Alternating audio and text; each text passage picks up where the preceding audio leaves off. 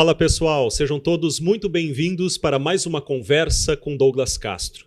E para a última entrevista do ano, hoje eu tenho a honra, a grata satisfação de receber novamente aqui nos nossos estúdios aquele que foi o primeiro policial a ser entrevistado no nosso podcast. Hoje nós teremos a oportunidade de ouvir novamente o Coronel Douglas Soares, o subcomandante-geral da Brigada Militar. Coronel Douglas, muito obrigado pela tua presença, seja bem-vindo. Muito obrigado, é sempre um privilégio estar aqui, né? Abrimos o teu programa, eu vindo aqui agora de novo. Então, muito obrigado pelo convite. A ideia é essa, assim como nós iniciamos aí com chave de ouro, vamos também encerrar essa nossa primeira temporada também com chave de ouro, com a sua ilustre presença aqui no nosso podcast. Mas, Coronel, bom, acredito que o senhor é uma figura já bastante conhecida, muitos da nossa audiência certamente já acompanharam aí a primeira entrevista que o senhor deu, que o senhor pôde fazer uma apresentação pessoal, também profissional, enfim. Mas dessa vez, Coronel, eu quero iniciar a nossa conversa falando sobre um assunto bastante sério e também preocupante. E quando eu falo sobre o assunto sério e preocupante para quem? Em primeiro lugar, para os próprios policiais militares, especialmente. Embora, de algum modo, esse seja um problema que afete as polícias de um modo geral, especialmente a Brigada Militar por estar nas linhas de frente, é que acabam sofrendo essa questão. E também preocupante para aquelas pessoas que, assim como eu, não são policiais, mas reconhecem a relevância, o quão importante é o trabalho dos senhores e apoiam o trabalho dos senhores. Eu estou me referindo mais especificamente a uma reportagem que foi publicada no jornal Zero Hora. Até quero mostrar aqui para essa câmera, é evidente que não vai dar para ler, mas a título de ilustração, tá? Casos de PMs vítimas de violência sobem 395% entre 2022 e 2024. Por que isso chama a atenção? Primeiro porque, infelizmente, parte de uma imprensa chapa branca, quando noticia uma reportagem semelhante a essa, é no sentido oposto, ou seja, fala-se muito sobre o aumento da letalidade policial, ou seja, de policiais que nas suas intervenções acabam ali gerando vítimas, mortes, feridos, etc. Mas dessa vez, para nossa surpresa, imagino que isso aqui não seja novo, mas é um dado tão assustador, tão alarmante, que até mesmo a imprensa, que muitas vezes critica, teve que dar espaço para essa notícia. Então, eu gostaria de ouvir do senhor o comentário que o senhor tem a fazer sobre esse número tão alarmante a respeito dos ataques que têm sido ocorridos contra os policiais, falando mais especificamente sobre a segurança dos nossos policiais militares. Bom, vamos lá, né? Esses números, né? Eles são alarmantes sobre o prisma de quem toma conhecimento, né? Esses números de ameaças a policiais militares, de lesão corporal durante a prestação do serviço ou até a morte, como nós tivemos esse ano, eles sempre aconteceram. O que ocorre? Nessa gestão, o que nós estamos tentando fazer, né? E tudo a gente produz números. Sim. Né? Os senhores, acho que todo mundo consegue notar que a Brigada ela trabalha operacionalmente na redução dos indicadores criminais. E a gente fala para a população que, para fazer isso, nós temos vários mecanismos, que nós somos os indicadores operacionais. Número de abordagens, número de prisões, apreensões de armas, prisão de foragido. São números altos. Sim. Bom, para que a gente possa fazer isso, tem o outro lado, né?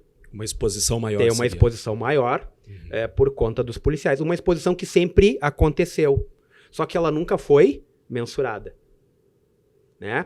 O próprio aumento de um ano para o outro tem a ver com a própria maneira como o policial se vê. Qual era o policial que há algum tempo atrás não se via, a grande maioria de nós não se via como vítima? Nós éramos ameaçados, muitas vezes a gente saía de uma ocorrência lesionado, mas nós não reportávamos isso. Sequer fazíamos um registro que durante uma prisão nós fomos ameaçados. O que aconteceu? Houve um estímulo do comando da instituição, né? E aí nós temos aí o programa PM Vítima, né? Que ele começou de uma maneira assim, sem muito alarde, e nós começamos a ver que nós tínhamos policiais militares que durante o desempenho da sua profissão, eles eram ameaçados.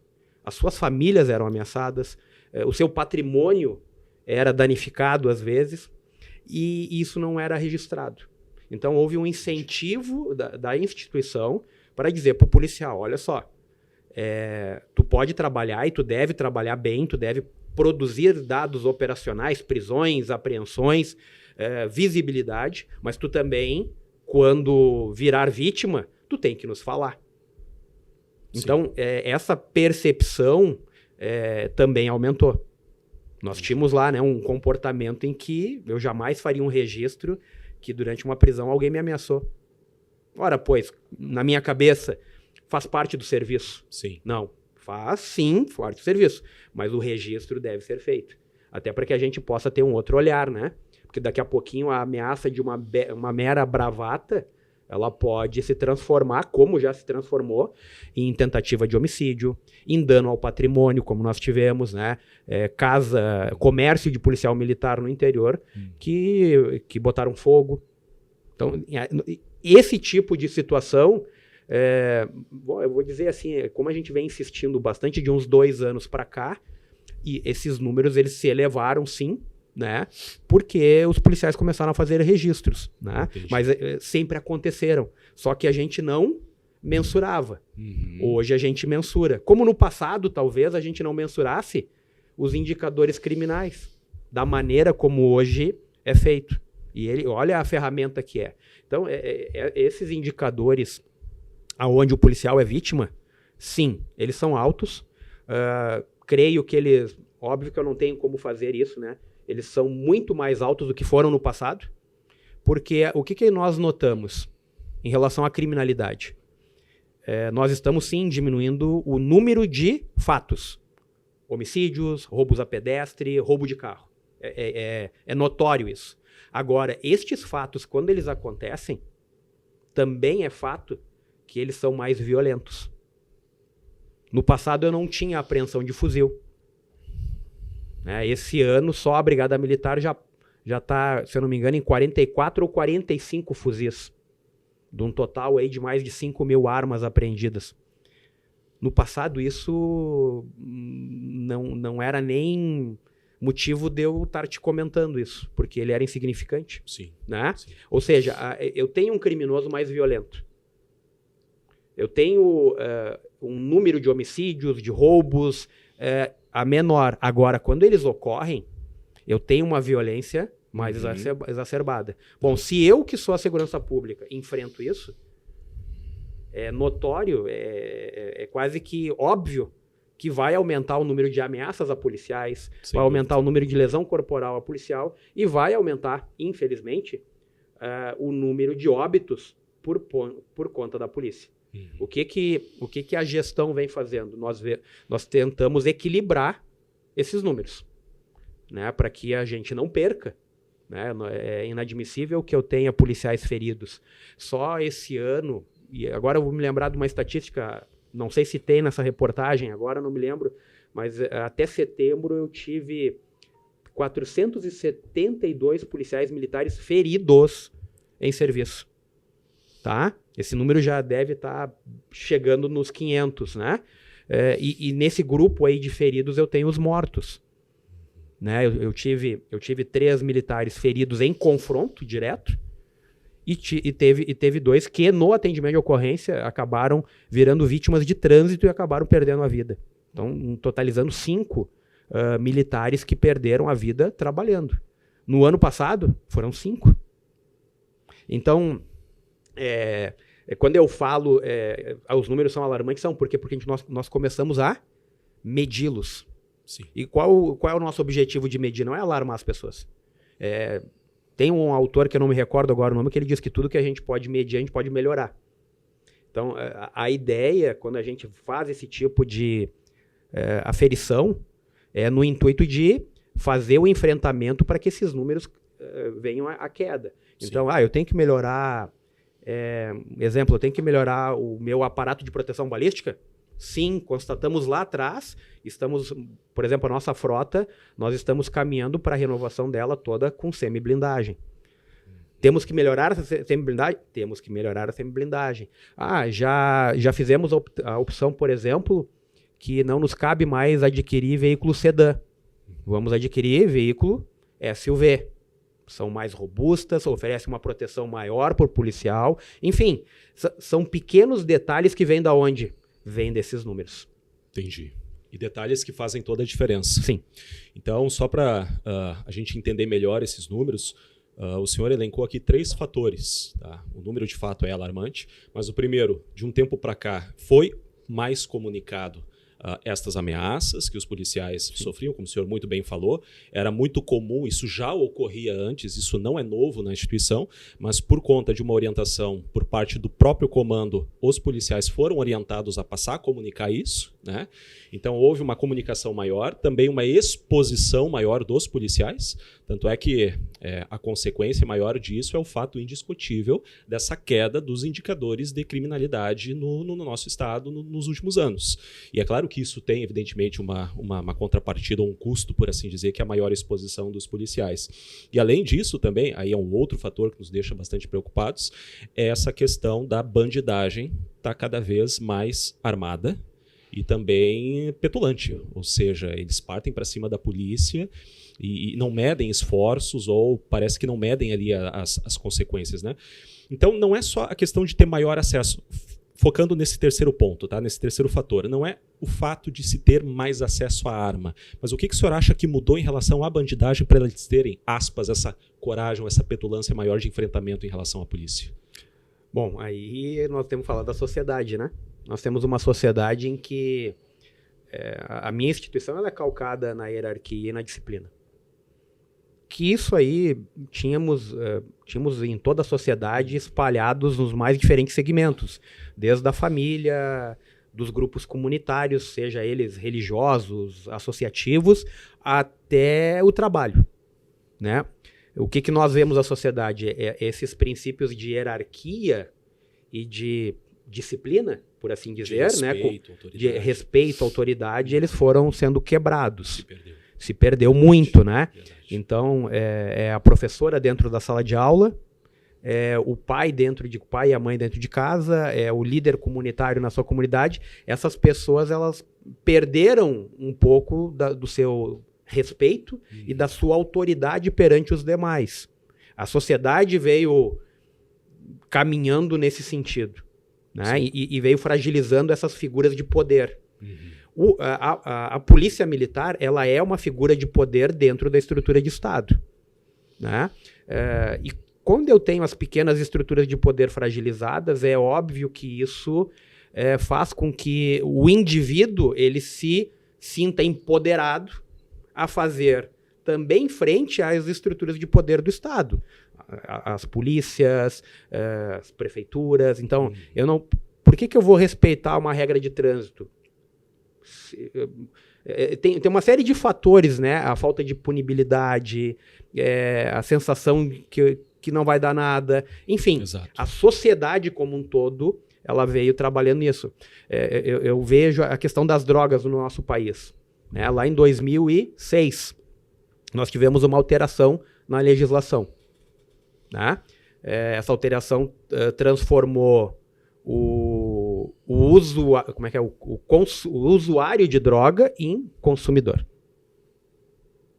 Ele deixa de ser criminoso para ser uma vítima. Contraventor. Para ser uma vítima, né? Entendi. Tá? E ali nós tivemos o quê? Um boom no tráfico de drogas. Aquela pessoa que antes fumava o seu cigarro de maconha escondido, ele passou a fumar o cigarro de maconha na frente de todo mundo. Eu já vendo assim uma quebra de respeito a qualquer autoridade que estivesse na volta, né? Ali a gente começou a ter uma quebra de paradigma e aumentou daí o consumo de drogas. O consumo de droga foi levando a outros delitos correlatos, porque para consumir droga eu preciso de dinheiro, para conseguir dinheiro eu tenho que praticar o roubo, eu tenho que praticar outros crimes, mas tudo está ligado talvez a esse ponto lá da nossa história, né, recente, Sim. onde nós transformamos o usuário de droga em alguém que virou uma vítima do sistema, em que a ele não cabia mais chamar ele de criminoso. Então, né, não cabe... Enfim, aí a gente começou a permitir comportamentos na nossa sociedade que foram levando a outros comportamentos, né? E vejam como, por exemplo, no trânsito a gente fez o caminho inverso.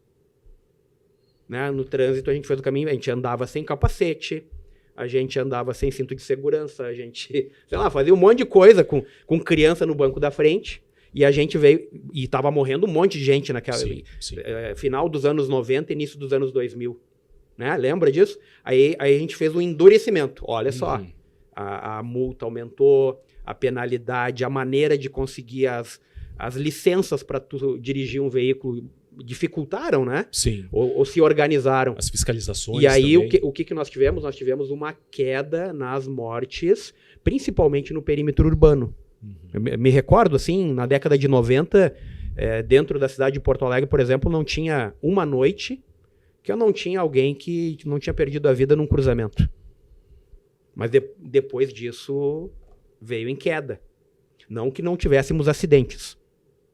Os acidentes acontecem, claro. Mas a gravidade ela diminuiu. Consideravelmente. Nós temos ainda as mortes, talvez em patamares fora do aceitável, mas ainda menores do que na década de 90, nas vias, nas estradas. Mas muito menos do que era. Sim. Porque a gente passou a usar o cinto de segurança, porque as estradas melhoraram, os veículos tiveram mais... Ou seja, a gente fez um caminho inverso no trânsito. Houve um endurecimento da legislação e da fiscalização também. Agora, com elementos, né? Quem fiscalizava tinha mais elementos. Antes eu fiscalizava um cara que não usava capacete, porque podia, não precisava usar cinto, porque podia andar com criança no banco da frente, não precisava ter airbag, enfim... Só podia orientar, mas não... Não tinha ferramenta.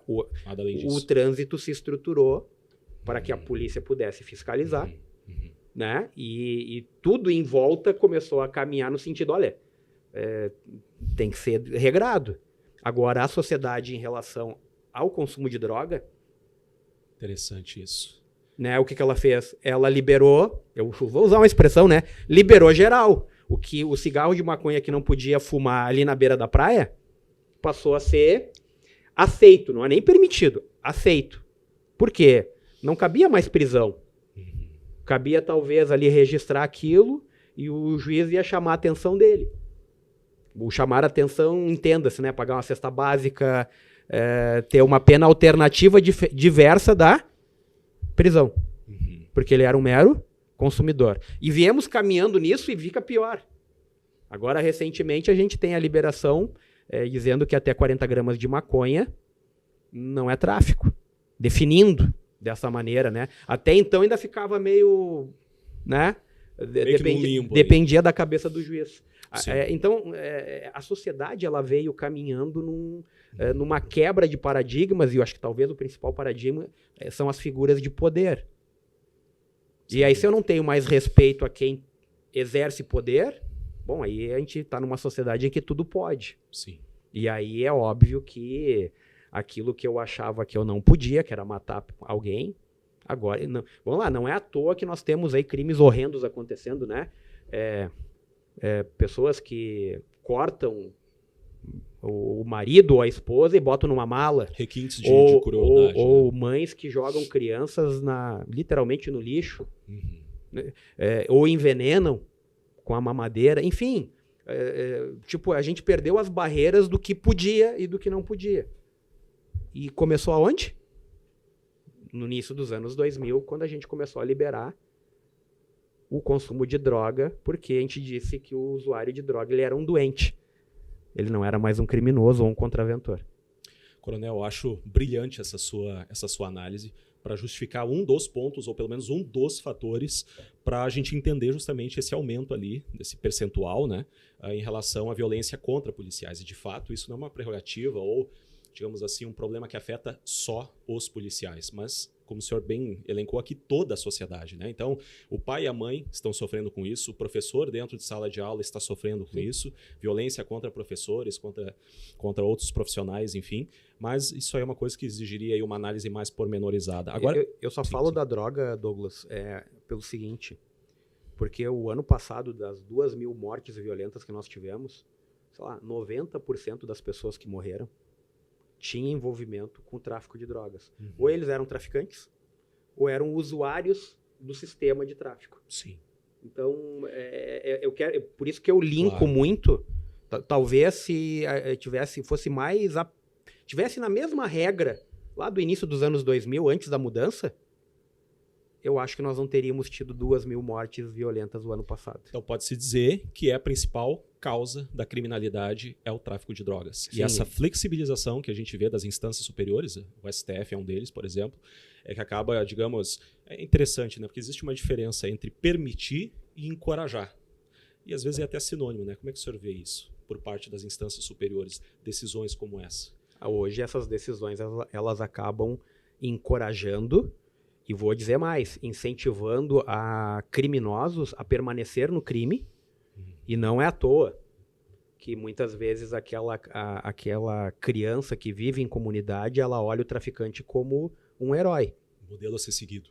É um modelo, e aí a gente tem falsos heróis, né? Eu fico muito feliz em estar participando de um programa como o teu, porque a gente bota o pingo no i. Sim. Né? Quem efetivamente são aquelas pessoas que são os heróis da sociedade. Eles não vestem capas, eles trabalham de maneira anônima todo dia. Muitos perdem a vida, outros, antes de voltar para casa, têm que passar pelo hospital. Exato. Então a gente tem uma série de heróis aí, anônimos que, enfim, diversos do que a sociedade joga ou encoraja para ir num outro sentido. Né? Eu vi outro dia um veículo de comunicação mostrando uma pessoa que vive da prostituição chamando esta pessoa de empresária. Só que ela vive da prostituição. E ela conseguiu espaço num veículo de comunicação como um grande empresário. Profissional do sexo. Como se for... Assim, bom, é esse tipo de modelo que eu quero mostrar para as nossas famílias lá, que estão do outro lado? Não sei. Eu deixo aqui a reflexão. Eu acho que nós temos que começar a mostrar exemplos positivos. Sem dúvida. E não exemplos duvidosos, ou porque agora virou moda a gente ir em caminhos alternativos. Esses caminhos alternativos eu acho que temos que ver com mais cautela. Aqui eu não estou restringindo, mas eu acho que está meio sem limite. Sim. Às vezes o problema não é ser caminho alternativo, é o caminho alternativo ser o caminho errado, ou que te leva para a direção errada, né? Mas, Coronel, ainda em relação a esses números, essa reportagem me chama a atenção para uma coisa. Fala sobre 2 tipos de violência em relação aos policiais. A primeira violência é a violência propriamente física, que é aquela violência que enseja ali a morte do policial ou deixa o policial ferido. E também o outro tipo de violência, uma violência mais moral, no sentido de ameaça, coação e assim por diante. Quais são os programas da Brigada Militar para lidar com esses 2 tipos de violência, com um policial que sofre tanto a violência física quanto também a violência moral, por assim dizer? Vamos lá, né? O nosso trabalho, ele é um trabalho quase que ingrato, né? É um trabalho que normalmente a gente trabalha com o perigo. Nós trabalhamos com o medo, né? O ser humano normalmente ele se afasta do perigo e quando sente medo, ele se recolhe. Então essas 2 situações, elas convivem conosco, né? E isso causa um desgaste.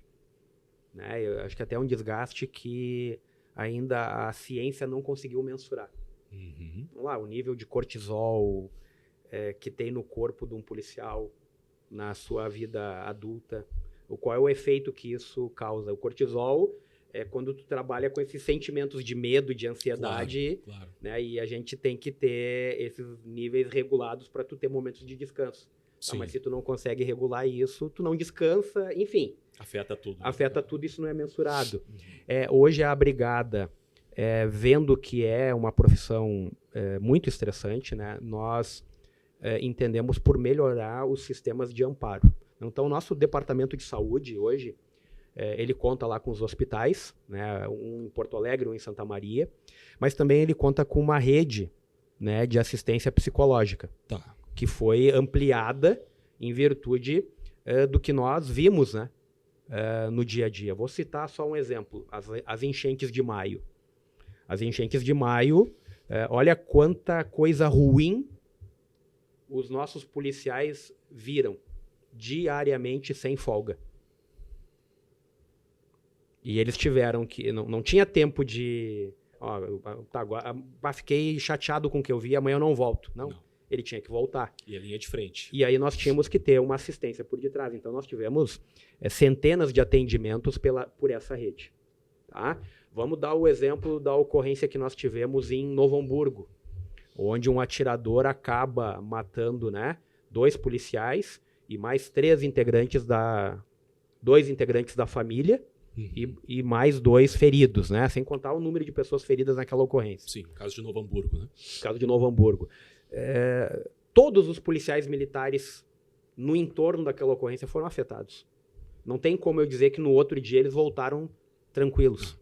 Então, nós temos uma rede nesse sentido, e aí nós temos aí, que é o Anjos 24 Horas, tá? E fora isso, nós temos as capacitações dos anjos, para perceber entre o grupo de colegas quem é que está com algum sinal que desvia do comportamento normal, né? A própria corregedoria também tem aí programas como o PM Vítima. Nós temos aí a Mulher Brigadiana, que também, a Mulher Brigadiana também, infelizmente, ela também é vítima do que a sociedade tem, né? Da violência doméstica. Sim. E ela, por ser brigadiana, ela tem mais uma barreira do que a mulher normal teria. Então, a gente teve que criar, por exemplo, um programa específico para essa policial militar. Para que ela se sentisse acolhida no seu ambiente. Para que ela não entrasse na fila comum. Então, a brigada ela vem se movimentando conforme a própria sociedade se movimenta. Então, nós temos dentro da instituição vários programas nesse sentido. E toda a instituição atua em bloco. A própria ocorrência de Novo Hamburgo, que nós citamos, ela pode parecer uma ocorrência policial, mas por detrás dos panos, nós tivemos assistência social, nós tivemos apoio do setor administrativo por apoio previdenciário, nós tivemos o departamento de saúde para apoiar os policiais militares no pós-evento. Nós tivemos a comunicação social da brigada para cuidar da imagem daquele grupo de policiais perante aquela comunidade. Sim. Porque eu não posso também vender que a figura de poder daquela unidade, naquele município, por conta de um atirador, foi quebrada. Então, nós, enquanto instituição, nós nos protegemos e nós atuamos em conjunto. Óbvio que quem é a figura do grande gestor disso? No caso lá de Novo Hamburgo, o Coronel Famoso.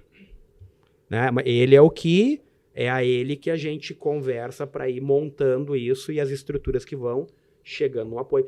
Para te ver como é complexo uma ocorrência de crise. A gente tem olhar só ali no tiroteio, não, mas tem todo um trabalho por detrás. Lá na porta do hospital tinha um médico da brigada. Tinha um assistente social da brigada, tinha um psicólogo da brigada. Tinha um oficial do 3º Batalhão que não foi para ocorrência. Ele foi para o hospital. Porque lá tinha outra ocorrência. Lá ele tinha que assistir os outros colegas que estavam socorrendo os feridos. Sim. E os próprios familiares que iam para lá. Enfim, ao mesmo tempo que é difícil esse grande quebra-cabeça, depois quando tu vê ele montado, eu não tenho como não te dizer assim, que não me dá uma satisfação de ver quando a gente sai desses percalços com danos reduzidos. O dano poderia ser muito maior. Sem dúvida. E creio que no passado a nossa instituição ela não estava tão madura para ver que a gente precisava disso. Que a gente precisava, por exemplo, fazer um registro quando a gente é ameaçado. Tu consegue entender que isso precisa de uma maturidade. Tipo assim, isso é comum, mas não é normal. Exato.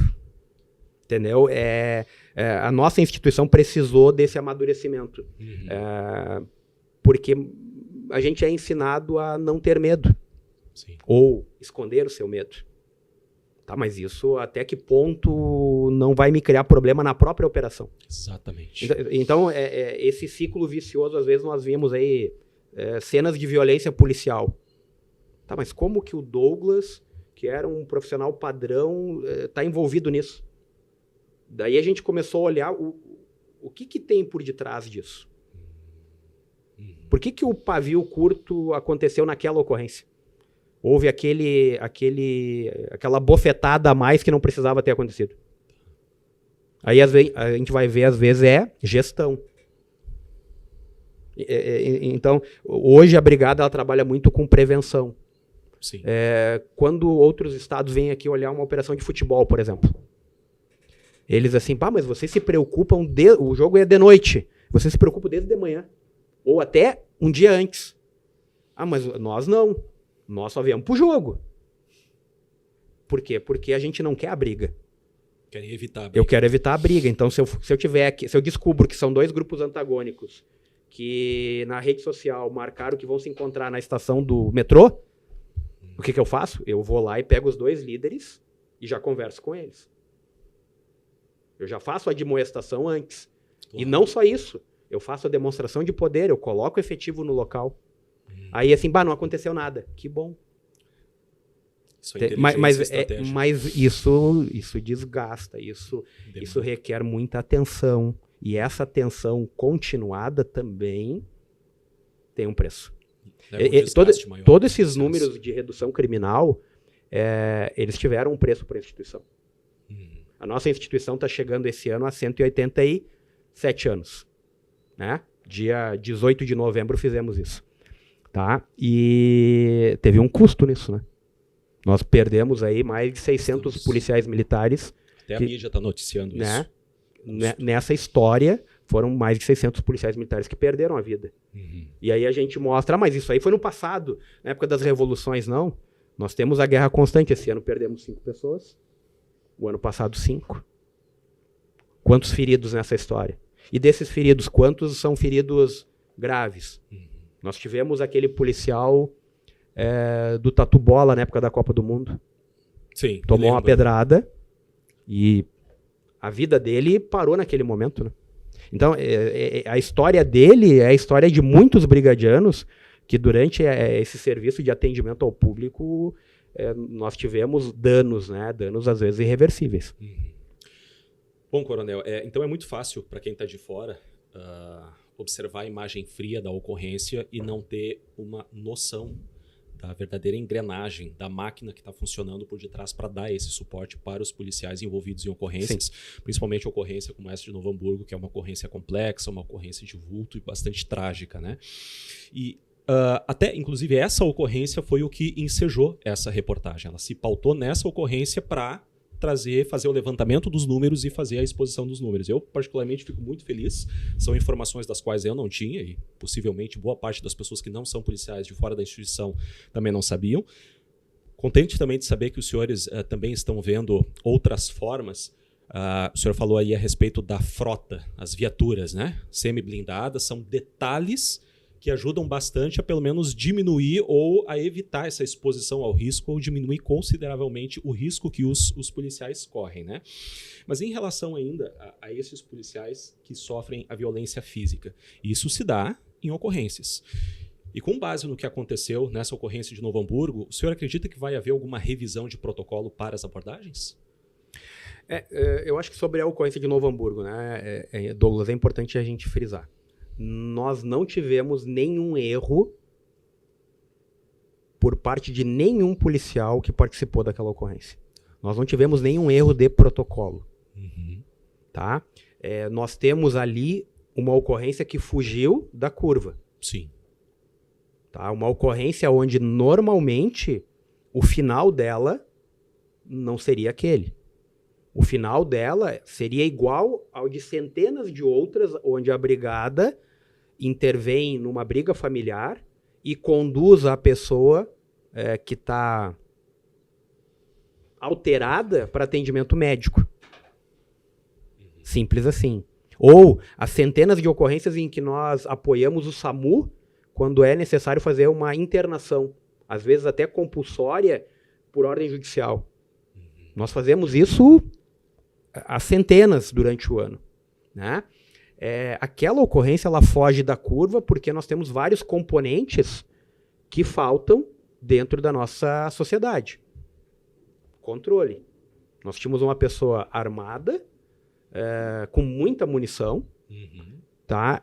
Em que a própria família sabia que ela tinha uma condição mental que não era normal. Sim. E nunca fez, e que sabia das armas, mas também nunca fez uma denúncia. Então, sabe, a gente tem vários componentes ali somados, né? Sim. Bom, o que vai ensejar isso, né? Nós estamos já com estudos perto do final para mudar o protocolo. O protocolo que começa desde do atendimento do 190. Com perguntas que devem ser feitas e dependendo da resposta que vai levar a outra pergunta e dependendo dessa pergunta vai levar a outra. E até que, para que haja o despacho, nós tenhamos aí os meios colocados à disposição para responder cada uma daquelas perguntas que foram feitas pelo atendente. Isso aí se chama árvore de perguntas e respostas. E aí vai criar um protocolo operacional. Então, um exemplo. Dependendo da resposta que é dada ao atendente, em vez de ir uma viatura, vai duas. Sim. Em vez de ir duas viaturas, uma delas vai ser uma força tática, não sei.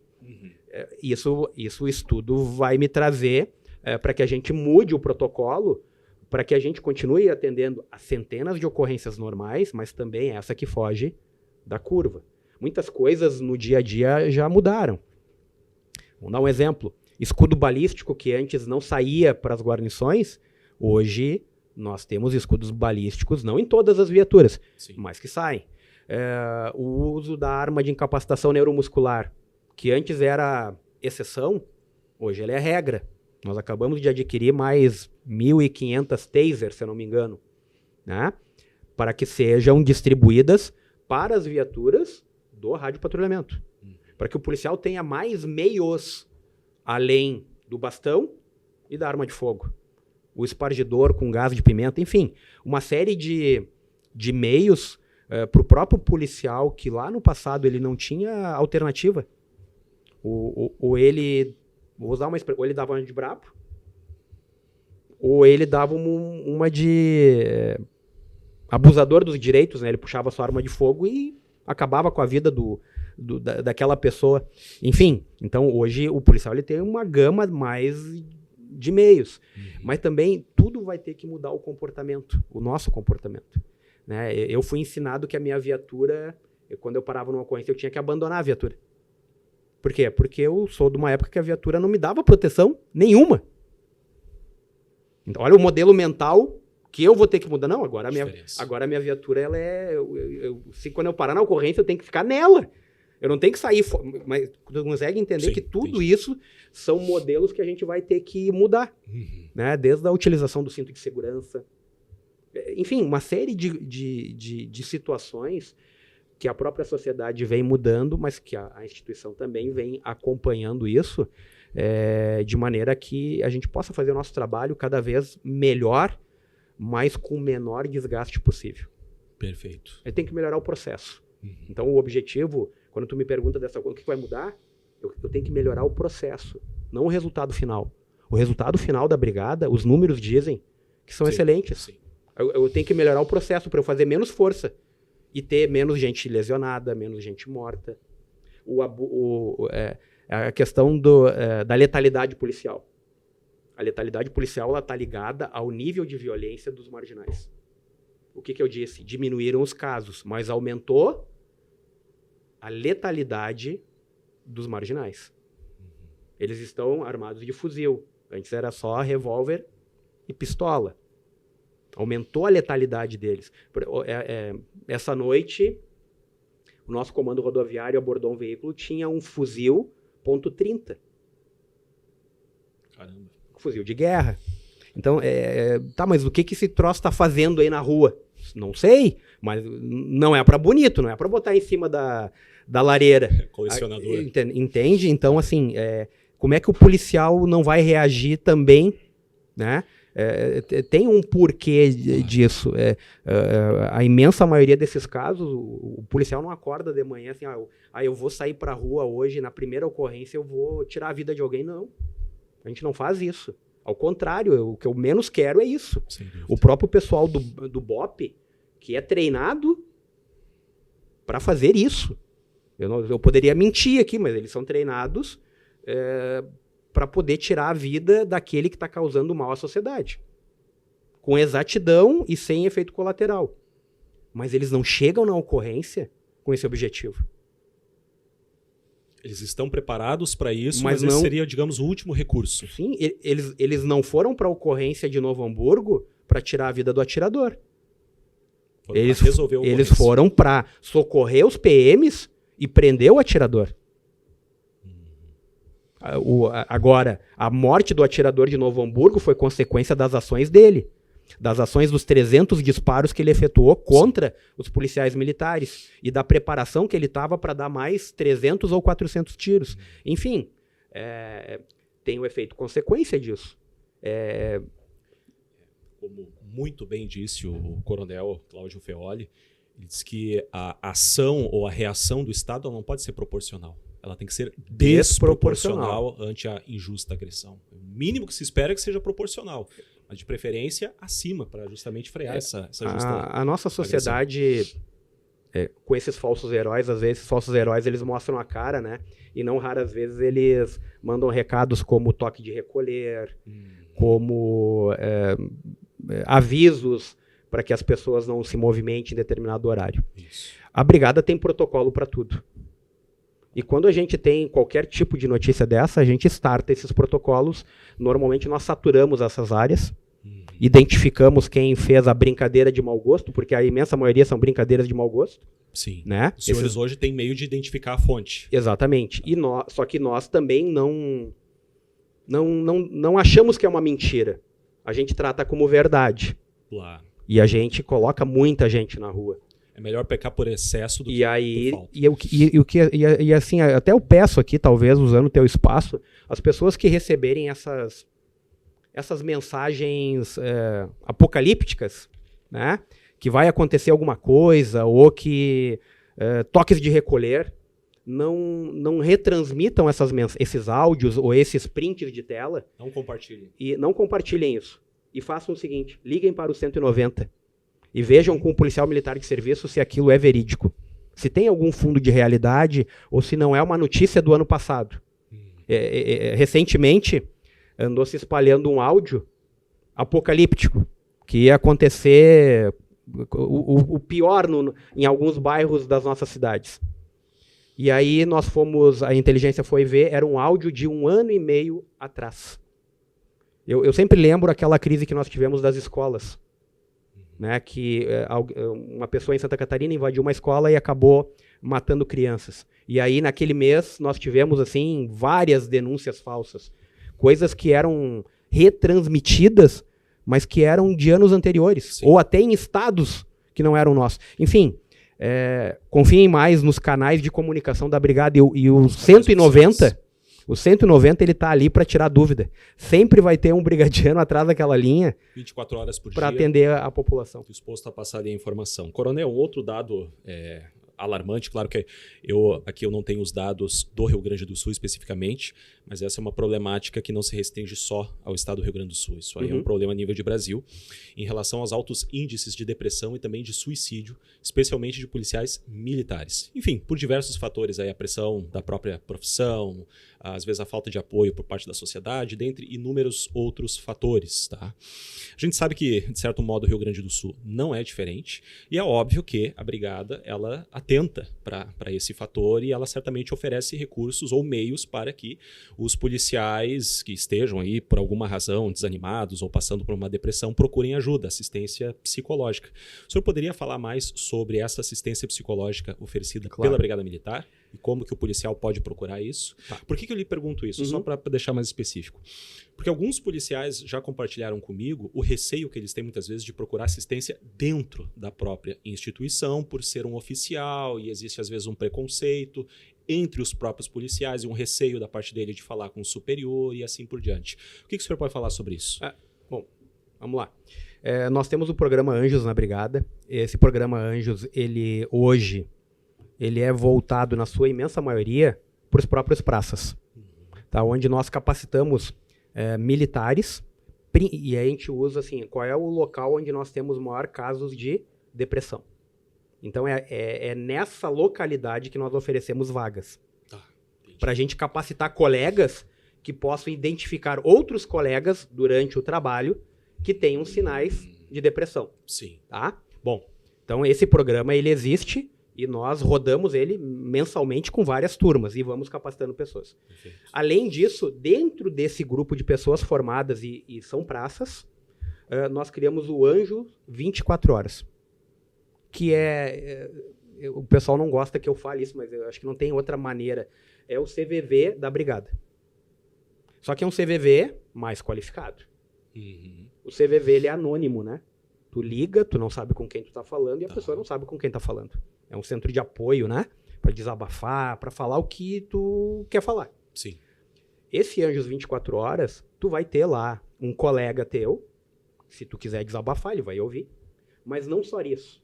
Ele tá te identificando e tu não vai sair dali só com uma conversa. Tu já vai sair com uma consulta com um psicólogo da tua região. É uma assistência. É uma assistência 24 horas. É uma sala de rádio onde quem liga é atendido e é dentro de um ambiente onde aquele policial que está ali, ele tem como buscar alternativas daquele ponto. Ou seja, é para atender o brigadiano. Não, nada mais do que isso, 24 horas. Esse brigadiano ele tem o poder, inclusive, dependendo do que ele ouvir, daqui a pouquinho é algo muito grave. É uma pessoa que está em desespero e ligou para ele. Sim. Tem o poder, inclusive, de acionar os brigadianos daquela localidade e gerar uma ocorrência para ir atender aquele brigadiano. Ir lá bater na casa dele, vou te levar para o hospital. Sim. Então, isso tudo, nós já tivemos alguns casos em que o brigadiano estava em depressão aguda e ligou para o Anjos 24 Horas e o Anjo acionou uma patrulha daquela região, foi lá, botou ele na viatura e levou para o hospital. Sim. Ou seja, mas isso vamos dizer, isso é a reação, né, ao problema. Uhum. Tá? Nós temos ampliado a assistência psicológica. Esses psicólogos que a gente tem, eles não são oficiais da brigada. É uma empresa que a gente contratou para ampliar o ponto de atendimento. Não necessariamente ele vai ser atendido dentro do quartel. Ele vai marcar a consulta, talvez, lá no médico do quartel, mas Sim. a consulta não será no quartel. Não será feita por policiais, por oficiais. Não, ele vai ter o atendimento dele fora do ambiente de trabalho. Né? E isso tem, vamos dizer, isso aí, bom, eu tenho a reação, eu tenho essa assistência, vamos lá, a médio prazo, e o que a gente está fazendo a longo prazo? Né? Nós estamos trabalhando, primeiro, na melhora do perfil de quem é que chega para a brigada. Que era uma coisa que talvez nós não observávamos antes. Sim. Né? A gente precisa ter lá uma pessoa mais resiliente. A gente precisa ter uma pessoa com a liderança mais aflorada, porque hoje ele entra soldado, mas o que me diz que ele não vai se aposentar tenente? Entende? Então, esse perfil do profissional hoje, ele mudou. Então, quando nós chamamos para um concurso, já tem um perfil que é diferente lá da década de 80, da década de 90, do início dos anos 2000. Então, a longo prazo, nós queremos diminuir o número de profissionais que acabem entrando em depressão. Por quê? Porque eu vou pegar pessoas que, quando eles chegam, eles já... Psicologia diz isso, já tem ferramentas que ele usa no seu dia a dia para coibir a depressão. Um exemplo, é uma pessoa que faz esportes, é uma pessoa que se alimenta bem, é uma pessoa que... As válvulas de escape, né? Isso cuida ajuda da bastante. sua vida financeira. Olha só, Isso é antes importante. de entrar na brigada. Porque quando ele entrar na brigada, ele recebe um caminhão de problema dos outros, porque ele atende ocorrência, ele é do gatinho em cima da árvore, a mãe que jogou a filha na lata do lixo. Como é que tu dorme com isso? Sim. Tu tem que ter algum tipo de válvula de escape. Agora, se eu pego uma pessoa que já entra na brigada sem nenhum tipo de válvula de escape... Problemática, além dos problemas dela. É quase certo absorver dos outros. Que ele vai absorver o problema dos outros, só que ele tem uma grande diferença da população. Ele anda com uma arma de fogo na cintura, 24 horas. Sim. Então, olha os cuidados que a instituição está tendo. É óbvio, Douglas, que eu só vou colher esses resultados mais adiante. Não vai ser agora. Agora, como eu te disse, Sim, eu criei um sistema de reação, que é o Anjos 24 Horas e o Anjo lá dentro da comunidade onde está acontecendo. Tá? Eu criei um sistema para atender o que eu tenho e estou ampliando ele a todo momento. Toda vez que me surge recurso, eu aumento. Se não me engano, hoje eu tenho 35 psicólogos espalhados no estado para atender pontualmente, né? Eu gostaria de ter um por batalhão. Sim. Não tem. E essa é a meta. Essa é a meta. Então, toda vez que me sobra recurso, eu vou ampliando isso. Agora, a médio e longo prazo, como é que eu faço para reduzir isso? É o perfil da pessoa que eu recebo. E dentre as pessoas que eu recebo, eu tenho que começar nas minhas capacitações periódicas, eu tenho que dar lá lições de saúde financeira, lições de alimentação, lições de saúde física, enfim. Essas coisas hoje, elas estão muito mais presentes na vida dos brigadianos do que na década de 80, na década de 90. Perfeito. Porque eram preocupações que não se tinha naquela época. Tipo assim, tu entra, isso aqui, essa farda é uma armadura. Tu virou o super-homem. Tu não tem mais problema. Tu veio pra cá pra resolver o problema dos outros. Sim. Só que a gente viu que a gente acaba absorvendo o problema dos outros e eles acabam virando os nossos problemas. E potencializados pelo sistema, pelo modo de vida que a gente tem. Né? A gente não tem lá um regramento para se alimentar. Né? Eu vou tomar lá minha vitamina de 6 em 6 horas, sei lá. Não é assim. Coronel, eu particularmente confesso que eu estou surpreso, não só dos senhores, obviamente, terem a ciência disso, mas colocar, digamos, todos esses recursos à disposição dos policiais. Não só para lidar com o problema que já existe, mas até para evitar futuros problemas de, por exemplo, fazer, como o senhor bem falou aqui, essa análise prévia da pessoa que já tenha um perfil predisposto a lidar melhor com a pressão policial, uma pessoa que já é mais regrada, enfim, como o senhor explicou. Falando em ampliação de recursos, Coronel, e aqui... É por isso que eu chamei o senhor, que eu acho que é o seu rosto que tem aparecido mais especificamente neste projeto. O senhor falou aqui bastante sobre essa assistência psicológica aos policiais, a saúde mental dos policiais. Claro que também existe aquele fator espiritual.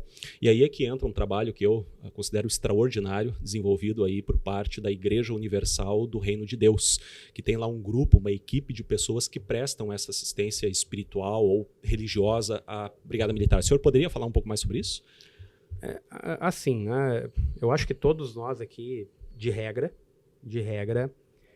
nós entendemos que tem alguém ou algo, né, num outro plano que zela por nós.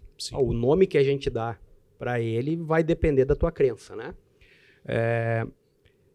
E a gente é muito respeitoso dentro dos nossos quartéis, para não designar qual é a crença de A, de B ou de C. Para que não haja proselitismo. Né? Enfim, a brigada ela tem aí esse senso de defender o povo gaúcho, né? Independente da sua crença religiosa, política, claro. Enfim. E na religião não seria diferente, né? O nosso pensamento da instituição e os nossos lemas de ser a força da comunidade, rumo aos 200 anos, de ser um patrimônio do povo gaúcho, não é à toa que a gente vem replicando essas frases. Tá? Nós tínhamos um brigadiano que trabalhava num pequeno município, mas ele, às vezes, faltava para ele saber o tamanho da instituição dele. Ele não sabia que ele fazia parte de uma instituição que tinha 187 anos, que nesse trabalho já perdeu mais de 600 homens. Ele não sabia que, além dele entrar de serviço, naquele dia entrou mais 5.000 militares junto com ele, mais uma frota de 2.000 viaturas. Ele não sabia que ele fazia, junto com os colegas dele, mais de 200 a 300 prisões dia. Que ele tirava das ruas 16 armas. Então ele não sabia que ele fazia parte desse monstro que é a Brigada Militar. Que às vezes tem dificuldade de se movimentar em bloco. Sim. É um elefante, né? Mexer uma perninha, depois tem que mexer a outra. Eu sempre digo que o nosso trabalho lá é fazer com que todo mundo vá para frente ao mesmo tempo. Né? E dentro disso, esse apoio espiritual, ele é importante. Né? A gente tem encontrado aí várias entidades que nos apoiam. Né? Tem um programa da Igreja Universal que tem se feito muito presente nos últimos tempos. Né? E ele se faz presente sem falar de religião. E talvez seja a melhor maneira de ter essa inserção. Sim. Né? Se atém ao que é essencial, para assim dizer. Exatamente. Ele presta assistência nesse sentido. Tem aparecido em momentos como agora nós tivemos essa ocorrência de Novo Hamburgo. Além de todo esse aparato técnico e médico que foi dado lá para o 3º Batalhão, né? Nós temos esses programas da Igreja Universal que eles ajudam para aqueles que querem. Tá? E oferecendo uma face de acolhimento, né? Que talvez seja a palavra-chave para isso. Né? E sem levantar temas como medo, como... Ao contrário, eles pregam ali a esperança no momento melhor, a esperança que aquela dificuldade vai passar, né? E que né, dentro da religião, né, que tem alguém ou algo que está zelando por ele e pelos amigos dele, enfim. Sim. Então, nesse sentido, o programa ele tem feito aí a sua parte sem se intrometer na parte operacional da brigada. Né? E todos os contatos que nós temos com esses pastores, com esses gestores do programa da Igreja Universal, eles vêm nesse sentido. Né? A participação deles em algum cenário da brigada sempre é discreta. Né? É discreta e ela atinge aqueles que querem ser atingidos. Sim. Então não existe lá... Não é nada impositivo. Não existe imposição em nenhum momento. Tá? Mas nós notamos sim que eles têm gastado energia querendo amparar o policial militar. Isso é notório. Né? Isso é notório. Eles gastam energia da instituição dele, da Igreja Universal, no caso, para amparar o policial militar nas mais diversas atividades. Pode ser numa ocorrência, pode ser num momento festivo, pode ser em outras situações. Nos bons e nos maus momentos. Nos bons e nos maus momentos. Então, eles se fazem em situações corriqueiras, né? Sem necessariamente falar de religião. Às vezes, a religião ela acaba surgindo em paralelo a uma conversa do cafezinho. Entendeu? Bem isso. Tá? Então, nesse sentido, eu acho que eles têm sido muito hábeis, né, em fazer a parte deles, né, de falar de religião, mas sem ser impositivo. Sim. E a própria instituição, nesse sentido, ela acerta no momento em que cuida para que esse espaço limitador não seja avançado. Perfeito. Né? Então, Coronel, até aproveitando o ensejo, eu quero enaltecer não só aí as equipes, né, religiosas que têm prestado esse auxílio para a Polícia Militar, mas também enaltecer aí o comando por ter feito essa abertura, porque eu já conversei com algumas dessas equipes e eles disseram, a Brigada reconheceu essa necessidade e tem aberto um espaço extraordinário para que nós pudéssemos atuar e oferecer também essa assistência religiosa. Né? Talvez alguém que esteja nos ouvindo aqui pense, não, basta oferecer a questão psicológica, ali, assistência psicológica e religião, isso é uma questão de foro íntimo, liberdade de consciência, de crença, etc. Eu desenvolvo algumas atividades há pelo menos 10 anos, junto especialmente à Brigada Militar. E uma dessas atividades foi justamente o Fé na Segurança. Já fiz isso algumas vezes.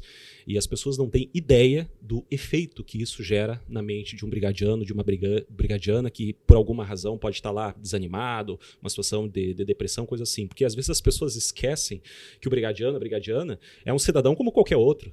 Assim como eu tenho as minhas crenças, eles também têm as crenças deles, têm as necessidades psicológicas, espirituais e assim por diante. Então, eu quero enaltecer, tá, essa postura da Brigada Militar, obviamente com todos esses cuidados que os senhores têm tido, né, para não misturar uma coisa com outra e etc. E agora sim, Coronel, já caminhando para o final, o senhor viu que esse podcast ele foi praticamente todo ele dedicado aí ao cuidado dos nossos policiais. Sim. É uma preocupação da minha parte, porque durante toda essa primeira temporada nós fizemos um programa voltado para os agentes de segurança pública e a gente fala muito sobre o trabalho de vocês, sobre os nossos heróis e como eles cuidam da gente, mas quem cuida dos que cuidam de nós? Então, por isso que eu fiz o levantamento desses dados para justamente entender como é que os nossos policiais, os nossos heróis, que a gente tanto exalta aqui com justiça, como é que eles estão sendo cuidados, como é que eles estão sendo tratados, né? É uma preocupação que nós temos. Douglas, assim, por exemplo, o comando da instituição hoje, e posso falar aqui pelo Fioli, com certeza, nós trabalhamos por soldado. Não é o soldado que trabalha para nosso comando. Uhum. Pode parecer uma frase solta, mas nós queremos o melhor bem-estar daquele que está executando a nossa atividade. Sim. Então, e acreditem, nós gastamos toda a nossa energia nesse sentido. Uhum. Então, quando nós planejamos uma operação, a gente pensa em tudo que pode dar errado na operação, para tentar se antecipar, mas não é porque eu não quero responder por erro. Não, eu não quero que dê errado com quem está lá na ponta. Eu não quero que ele responda por um processo, eu não quero que ele se lesione. Eu quero que seja fazer a coisa, fazer o nosso serviço com o menor dano possível. Esse pensamento é de quem teve muito tempo, e falo pelo Fioli ali, por mim, a gente teve muito tempo lá na ponta, diariamente, na viatura que não funcionava, a viatura que não tinha tecnologia, o colete que não era o adequado, a arma que não era correta, o fardamento que era inadequado. Sim. A jaqueta que eu não podia usar porque não casava com o colete. Enfim, a gente estava lá. A gente não ficou... Então, hoje tudo que a gente tenta mudar é porque a gente sentiu na pele também. Sim, conhecem bem o drama. E quando eu falo que a Brigada é uma polícia de prevenção, é porque eu passei metade da minha carreira fazendo repressão, ou mais. Porque a gente esqueceu de fazer prevenção. E se eu esqueço de fazer prevenção no meu serviço com a população, é óbvio que eu esqueço de fazer prevenção interno, né? Sim, então hoje o nosso trabalho, hoje os nossos departamentos têm trabalhado para fazer prevenção interna, com melhores capacidades. Imagina, o ano passado, se eu não me engano, nós colocamos em capacitação, diversos cursos, mais de 9 mil policiais militares. Esse ano, mesmo com as enchentes, nós perdemos 2 escolas. Nós fizemos o quê? Nós paramos para fazer o curso, o CTSP, para que a gente possa habilitar sargentos, e fizemos o CBA para habilitar sargentos a tenente. Porque nós entendemos que o futuro da instituição vem através do banco acadêmico. Sem dúvida. Através do curso. Então, a gente quer investir no homem e na mulher brigadiana para que ele possa produzir um resultado melhor, com menos custo, com menos sacrifício. Perfeito. Então, a gente tem que pensar neles, entendeu? Antes de pensar no resultado. O resultado vai ser consequência desse tratamento que a gente dá para os nossos colegas. Perfeito. Coronel, então agora, caminhando aqui para o encerramento da nossa entrevista, eu quero fazer com o senhor uma coisa que eu nunca fiz com nenhum outro convidado aqui do podcast. Tá? O senhor que já é uma figura aí bastante conhecida, enfim, pelo cargo que o senhor ocupa, a função que o senhor desempenha, também por já ter dado uma outra entrevista. Mas eu quero aqui fazer uma espécie de bate-bola com o senhor. Umas perguntinhas bem curtas e o senhor responde, pode ser com uma palavra, enfim, como o senhor achar melhor.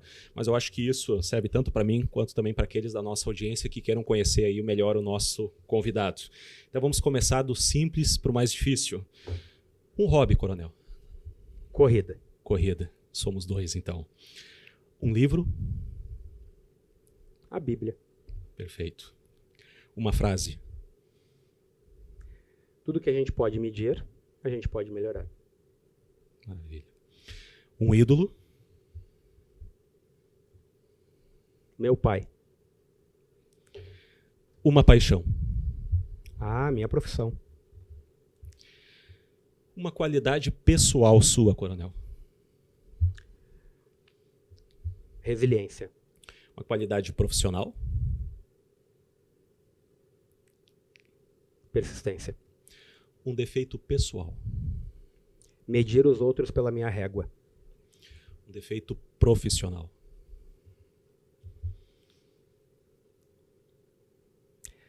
Ser introspectivo. O que mais te aborrece?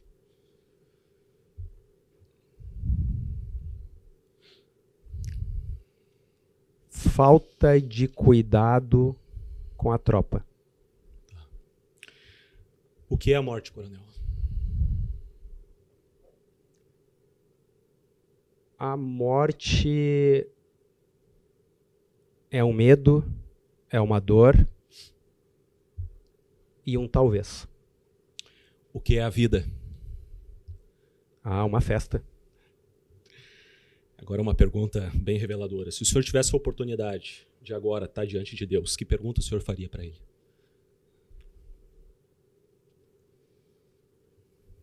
Ou não necessariamente uma pergunta, talvez algo que o senhor diria para ele. Se eu conseguir fazer o meu melhor. Douglas Soares por Douglas Soares.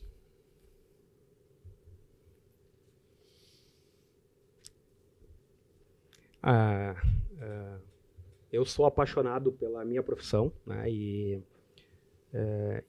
mas principalmente pelos resultados que a gente pode trazer para a população, para a sociedade.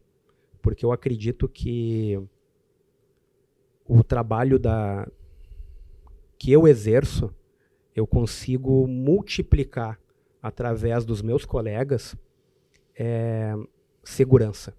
E segurança, ela é a base para tudo na nossa sociedade, para estudar, sem dúvida, para conviver com os outros.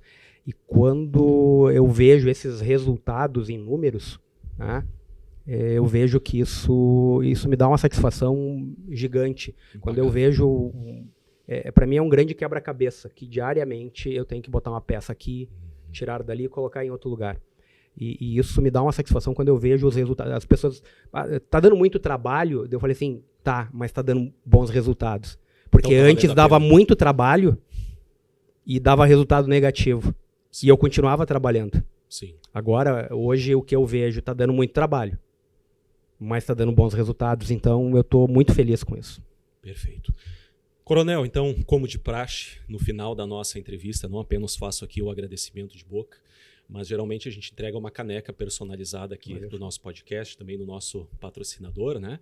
Mas é óbvio que, como é a sua segunda vez aqui, o senhor já tem a sua caneca. Espero eu que esteja lá na sua prateleira, ou em casa, ou no gabinete. E aí eu pensei, bom, só vou fazer o agradecimento e fica por isso mesmo. Mas, recentemente, eu entrevistei aqui um policial penal e ele tem uma história muito interessante. Ele deixou de ser padre, ele largou o sacerdócio da Igreja Católica e passou a ser um policial, né? E aí, no final, entreguei a caneca para ele e ele disse assim, Douglas, eu tenho um presente para ti. Ele me entregou uma caneca e eu tenho outro presente, mas esse presente não é para ti. Esse presente tu vai entregar para o teu próximo convidado. Eu, sinceramente, não sei quem é, disse ele, mas Deus sabe. E o presente que tu vai entregar, que agora eu estou te passando em mãos, é uma Bíblia Sagrada. Muito obrigado. Tá? Muito obrigado. Como o senhor falou aí, ao responder a pergunta sobre o livro da sua vida, não tenha dúvidas que assim como a arma muitas vezes salva a nossa vida biológica, aí tens uma arma em mãos que certamente salva a nossa alma. Se o senhor quiser fazer alguma consideração final, fica à vontade, coronel. Primeiro, quero agradecer pelo espaço, pelo presente, né? Com certeza vou guardar em um bom lugar. Como eu disse aqui, né? Eu já vou fazer 34 anos de serviço na brigada, né? Eu e o nosso comandante, o Feoli. Eu amo fazer o que eu faço. né? Mas digo que não é fácil, né? Para aqueles que querem entrar na nossa profissão. Mas fazer com amor as coisas te traz vários prazeres, né, ao longo disso. A Brigada Militar, ela hoje, ela vem caminhando pensando em quem vai ser o brigadiano do futuro. Né? Então, tudo que nós fazemos hoje no dia a dia é pensando quem vai ser o brigadiano que vai ocupar as nossas funções daqui a 10, 15, 20 anos. Porque é para esse cara que vai entrar lá adiante que a gente está tentando estruturar cada vez melhor a nossa instituição. Não é pensando em melhorar a vida do Douglas. Não, é querendo melhorar a instituição para o futuro do nosso Estado. Para que realmente a gente seja reconhecido por todo o gaúcho como um patrimônio do povo gaúcho. Quando falar em polícia militar, para que o gaúcho diga assim, lá eu não tenho polícia militar, lá eu tenho a Brigada Militar. Assim como a gente ergue bem alto a nossa cuia, para que a gente também diga que lá é diferente, lá nós temos a Brigada Militar. Perfeito. Seria isso. Coronel Douglas, mais uma vez, então, muito obrigado por gentilmente topar o convite aqui para essa entrevista, e o meu agradecimento não é só pelo fato do senhor ter se colocado à disposição, mas também pelo fato de que quando eu convidei um policial aqui para dar a entrevista, ele topou de imediato e isso sempre me chamou muita atenção. Né? Disse, poxa, eu sou um ilustre desconhecido, o canal é pequeno, começou ontem e tal. E aí ele me disse uma coisa que eu achei fantástica. Ele disse assim, Douglas, eu, brigadiano, confio no meu comando. Então, quando eu vi o Coronel Douglas concedendo uma entrevista a ti, eu vi o rosto dele lá no teu podcast, se eu confio no meu comando e o comando confia no teu projeto, logo eu confio no teu projeto. Então, também foi graças à tua participação e, consequentemente, o teu apoio, devido à confiança que o senhor tem em mim, no nosso projeto, minha equipe, enfim, que muitas portas se abriram. É duro, é difícil, mas poderia ter sido muito mais difícil se não fosse aí a confiança do senhor e a participação do senhor. Tá bem? Tá, e por isso mesmo eu quero te agradecer de coração. Muito obrigado. Tá bem, meu amigo? Eu que agradeço. E a você que nos acompanhou até aqui, muito obrigado pela tua audiência e até a próxima conversa com Douglas Castro, se Deus quiser.